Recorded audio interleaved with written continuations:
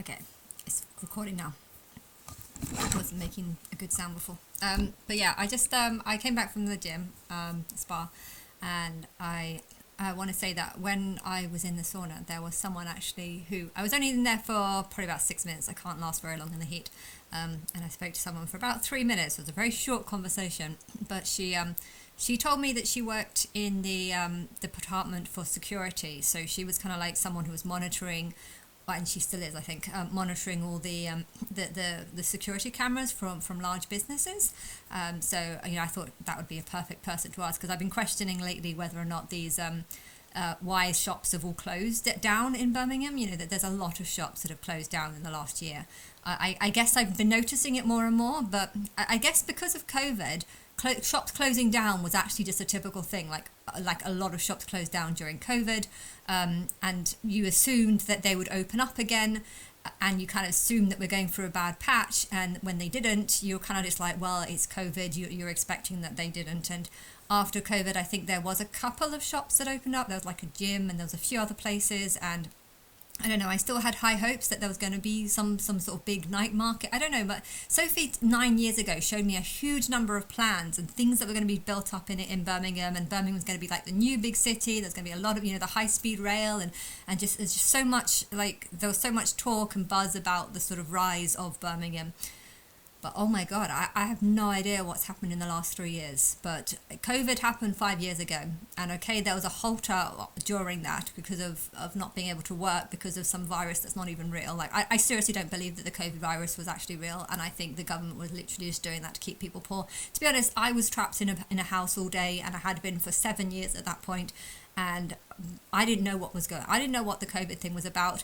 I didn't believe that people were trying to save lives because the housing market was just ridiculously expensive, and it's still going up apparently.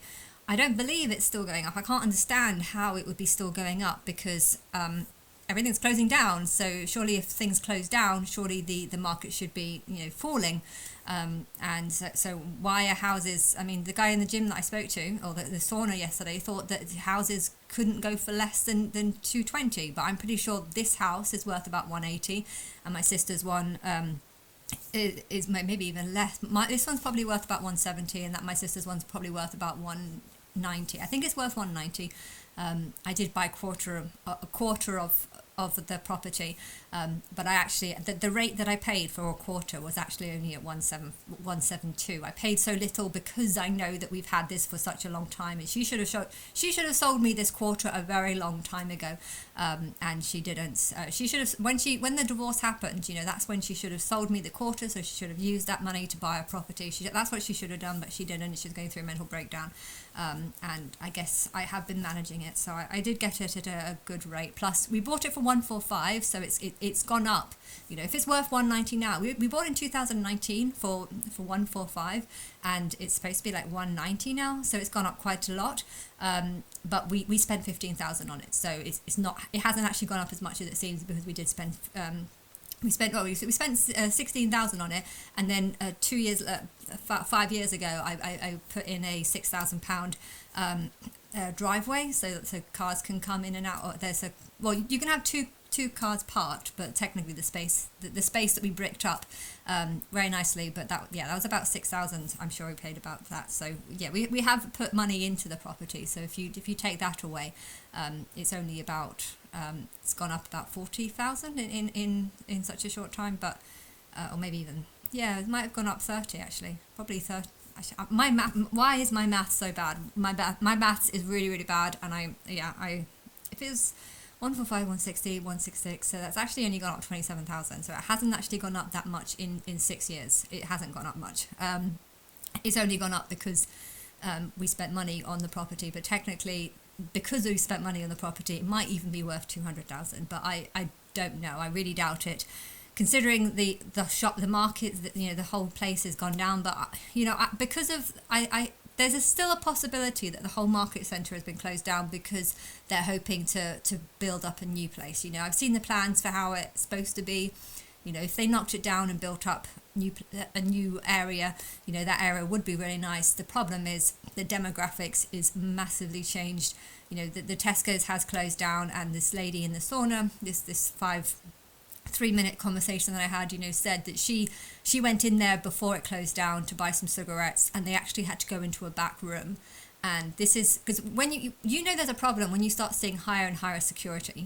When you have to go into a Sainsbury's and then you see everything boarded up. This isn't boarded up. I think it was first boarded up for COVID, so maybe that was the reason. But things got But I'm pretty sure I'm pretty sure the bordering up thing was not COVID. This was done in the last 2 years. The COVID one was where they had boards on the side.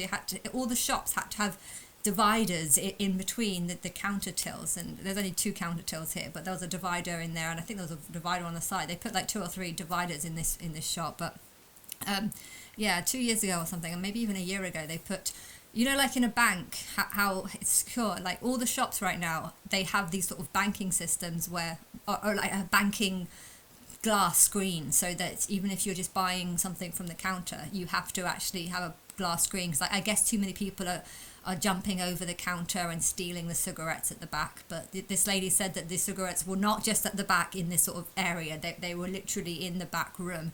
And she said that in the last year, all her friends, she I guess she was from Dubai or something, she was Middle Eastern looking, I guess, Arab woman, I don't know, but she said all her friends have gone back to Dubai or even Sudan or something like that, and they no longer feel safe in this country. They feel like there's too much violence, too much gangs, and I'm definitely feeling it. I'm walking around and I'm just, it's like I want to take pictures of these people so I can show you an example of what I think is how dangerous this area is. But the problem is these people are so dangerous that you don't even want to look them in the eye. Like if you look them in the eye, you feel like they're going to start saying, "Why are you looking at me?" Like that, like that's how bad it is. And also I'm also in the back of my mind thinking, I shouldn't take pictures and say, I think this is a dangerous person. Why? Because I could be wrong. I shouldn't judge people by what they look like. There's plenty of people that can look rough and dangerous, and then you actually talk to them and you find that they're completely different. And it's interesting because Tommy was doing that same thing in this video that I watched yesterday. He was interviewing people and finding out who wants to talk to them. I guess no one wanted to talk to him, but it might be because they didn't speak English. But yeah, just because you find someone, you have to be open-minded. Are they good? Are they bad? You don't know. You want to get to know them. On the other hand, though, if they are dangerous, you want to expose the danger. If they're not dangerous, you want to expose their friendliness. And therefore, if you remain open-minded to the possibility that it could swing either way, you can't tell by someone's look what kind of person they are. Are they someone who sees the danger in the area and hates it, or are they the reason why there's danger in the area? You can't tell unless you actually try and talk to them. But you have to also know that these people know that you're suspicious of them. If you're doing a documentary or filming, or if you're taking pictures and you don't look the same as them, some of these people do get really like touchy or feeling. I was walking through Aston, and there was just a guy wearing like a balaclava, and I was thinking, why are you walking down through a university? I cycle through this Aston University every day, and yeah, why are you walking around in a balaclava? Like, I couldn't talk to him, I couldn't say him, but he didn't actually seem dangerous. The energy that I was getting from him, if I was trying to like I tried afterwards to try and have a conversation with like his spirit, trying to guess what he was thinking or why he chose to dress like that. And I actually felt like he had been attacked by people, and now he was afraid to show his face in front of people because of being attacked or being mugged, that he doesn't want people to know who he is. And therefore I felt like he did that out of fear, not of what he might do, or not because he wants to rob people, but out of fear of what might happen to him, because maybe he's had some bad experiences. And I don't know if that's a story that's kind of like the story that I made up in my head, but maybe there's truth to that. And sometimes you can look at someone and when they're wearing a bicycle, if you're not wearing a bicycle, driving a bicycle, sometimes I say my words wrong. If you're driving a bicycle whilst wearing a balaclava, I think you're doing it because you want to steal off people, because that's how you steal off people. But I guess there could be other reasons why you would want to cover your face, and if you've been attacked by certain gangs and you're trying to now hide yourself from gangs, or maybe if you were part of a gang, maybe you just lived in the wrong street and there was a gang in your street and they tried to cook you onto that, and maybe you tried to become friends with them and then you realize that this is too much, I don't want to be a part of this gang, and now you're afraid of this gang because they think you betrayed them, or say one of them has ended up in prison and they want to blame you, saying that you're the one who snitched them out or something. That there could be all sorts of reasons why someone would want to wear a balaclava, and it's not just because they want to steal off others. I mean, that was kind of the energy that I was getting from him. But yeah, there was a couple of people who looked tall. In fact, there were some people that was like, okay, he looks quite dangerous, and then like 2 seconds later I'd see someone who looked exactly identical, and it's like, that's deja vu. He looked exactly the same as the other guy, wearing exactly the same clothes, exact same hairstyle. They could have been twins. They probably weren't though. That's the weird thing. But I don't know. You can't judge people by how they look, but I like to judge people. When I see people, I kind of like to try and work out like why they are the way that they are and stuff. And but yeah, it's hard. It's hard to I've got a feeling that gangs are rising, and gangs are rising because they feel fear or fearful of other things, other people, other gangs. This gang mentality is being formed because people are feeling scared of other people, so they're forming gangs because they feel safer in a gang, but because they feel safer in a gang, they actually are becoming more dangerous because their bad ways or bad beliefs are joining together. And this woman who was doing the security cameras said the Greggs have closed because there was people just going in there grabbing huge amounts of stuff and walking out. I've seen that. There seems to be something online where people are saying this is how you get a free drink, and then just walk into a Greggs, you pick it up and then you walk out. Too many people have been posting things like that online.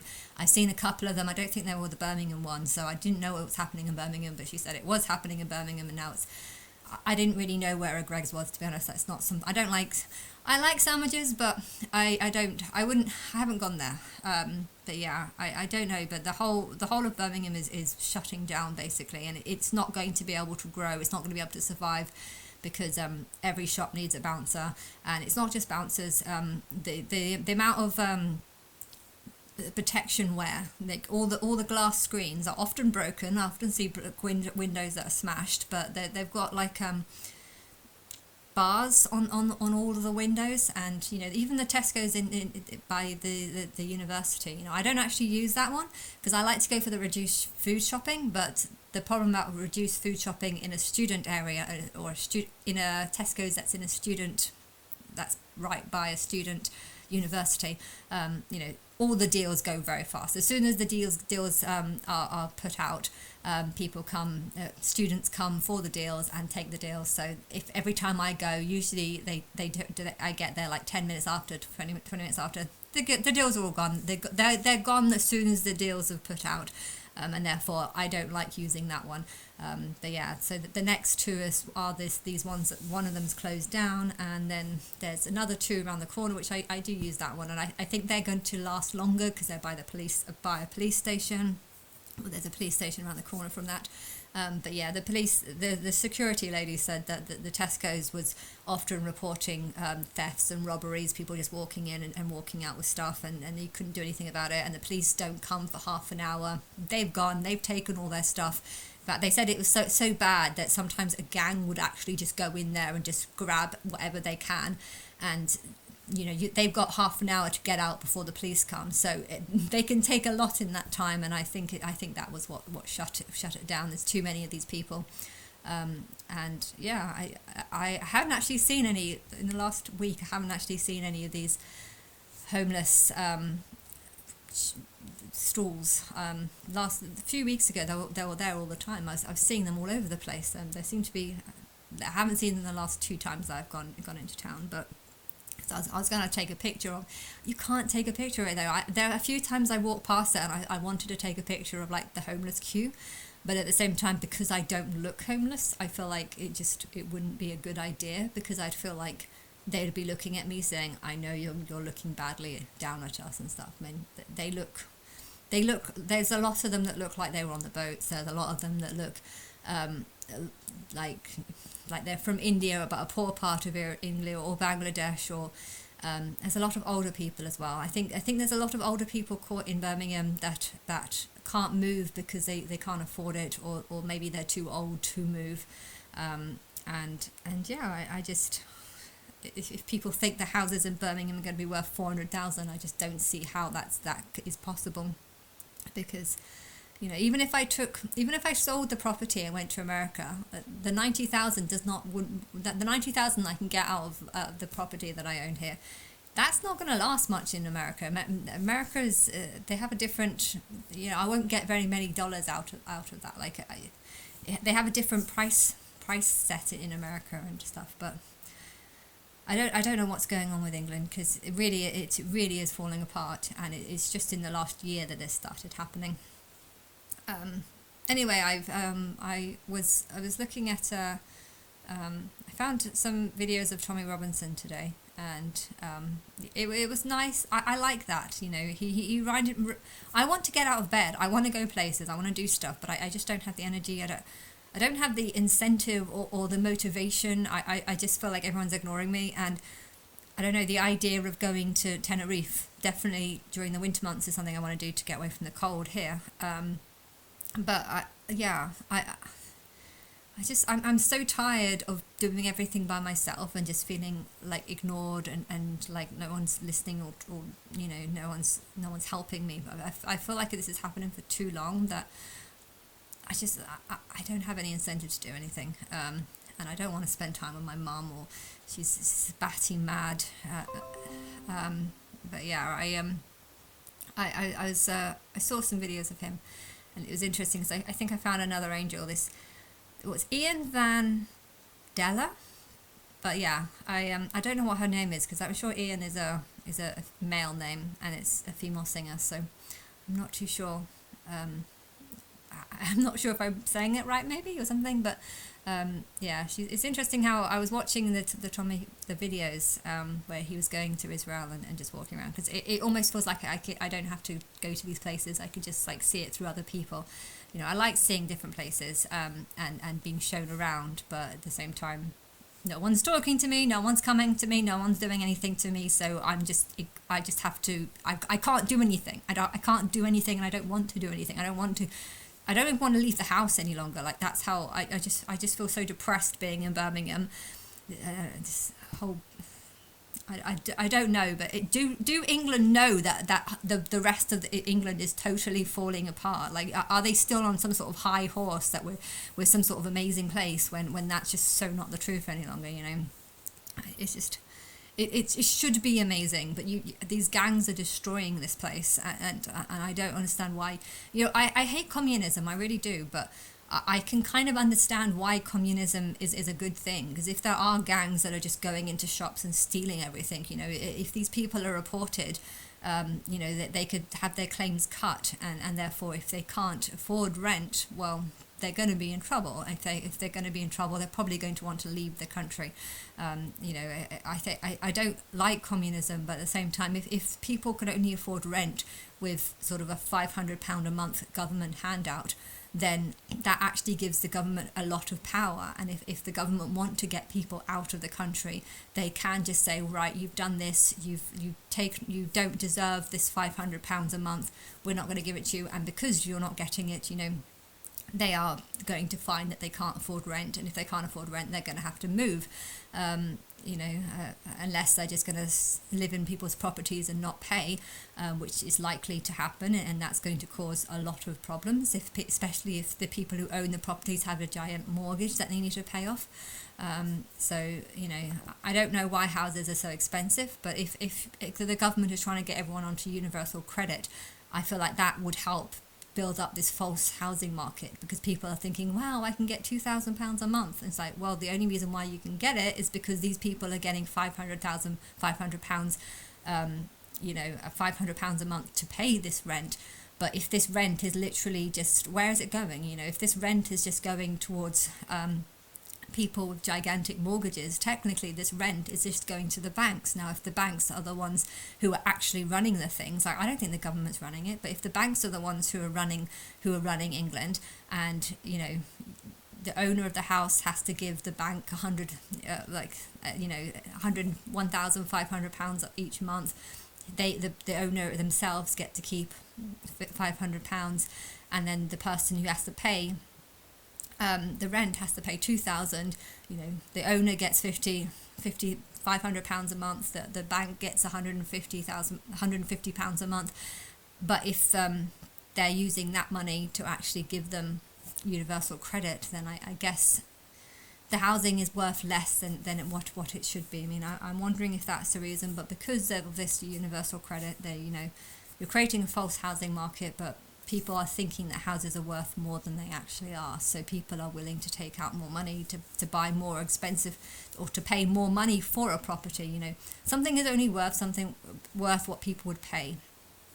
You know, I bought a quarter of my sister's house, but technically I actually bought it on the evaluation that it was 172, when I know that it's worth a lot more now. The only reason why I paid that is because I don't want it stuck in the bank, just making 1% interest. And I do believe that when you come and get me, I'm going to sell it, and I'm going to sell it for more than that. But yeah, because I think there's a housing market crash around the corner, I know or believe that in a couple of in a year's time, or it's going to be a year after, whenever you come and start talking to me, I reckon the housing market crash is going to happen about a year after that. So, but then again, if people do come and talk to me and go and take me somewhere, I had a dream about Tommy Robinson the other day. Yesterday I had a dream that I was in a nice house. It was quite a big house. I can't remember anything about like where or whose house it was. I mean, I was living there, and I saw him, and he came to talk to me, and I was like happy. But he said he has some meeting that he needs to do, and that he'll come back afterwards. So he just needs to do that, and then he'll be like half an hour or something. And I was thinking, okay, that's fine. But I looked around and I saw that my clothes were everywhere, and I was like, actually, I'm glad that he's given me half an hour to get ready, because then I just started cleaning up all the clothes. My house is a mess, and I'm aware that there's quite a lot of stuff all around. But yeah, somehow that managed to play out in my dream, and I was tidying things up. And then afterwards, I did that. I went to go and see what he was actually doing, and he was like putting on some sort of play for a bunch of people. It was a bit of a strange dream. I have random dreams like that. The other day, I really wanted to buy some grape nuts, and I went to the local stores to see if I can get this packet of grape nuts. And I thought they were about £5, but I don't know how much it was. But anyway, I had a dream that I went to a newsagent and they had it, and it was £15, but it was reduced to 12. And I was thinking, okay, that's really expensive. I thought it was about 5, not 12. But you know what? I really want it, so I'm going to pay £12. And then I bought it, and then I woke up and I felt and then I started buying cigarettes. I have no idea why I did that. I've never smoked in my life, so I have no idea what that was about. But yeah, I woke up and I was like, well, I don't know why I was buying cigarettes, because I don't smoke and I never have. But I'm glad that I got the grape nuts. And then I was like, oh wait, I didn't get the grape nuts because it was a dream. And I think dreams are really strange, but they're also really random, and I don't understand. I don't usually talk about my dreams just because they're that random and that like weird. And also, look at that. Guess what it is? It's an apple. Have you ever seen an apple this big? It's like a gigantic apple. That looks like something you would find in a dream. What's it? It's Sabrina the Teenage Witch, when Jenny goes into the other world. She's like, look, an apple. Have you ever seen an apple this big? Because you're dreaming. Okay, it's a giant apple. It's like the size of my head. Okay, it doesn't look as big when you put it like that. It looks bigger when you do that. When you put it against my head, but it's still pretty big. Like, it's the size of my hand, and my hand is very small. But yeah, actually my hand is very small. That's why.